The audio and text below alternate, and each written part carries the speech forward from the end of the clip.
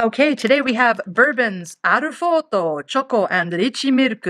So Alfort chocolate and rich milk flavored. So I guess these are the chocolate ones. These are the rich milk ones, basically a more milky chocolate.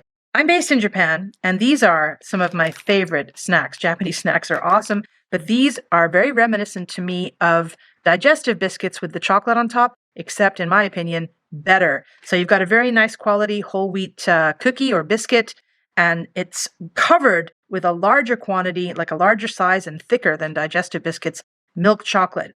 I prefer the regular chocolate to the milky one, but this one's very popular in Japan.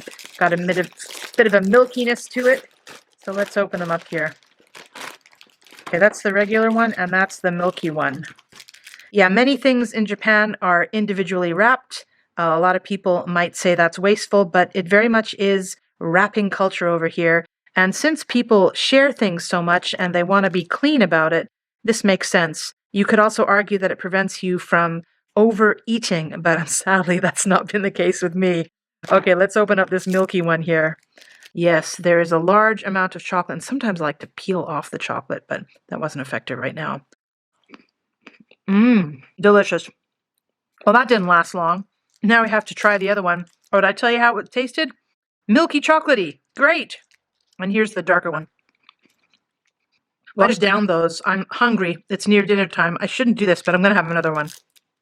And I'll show you a close-up on this. Very nice imprinting of a ship. And actually, I can't make out what's written here, or even if it's upside down or not. But it's a nice, crispy, quality biscuit. Very much like digestive biscuits, as I say. Recommend, you guys. Mmm.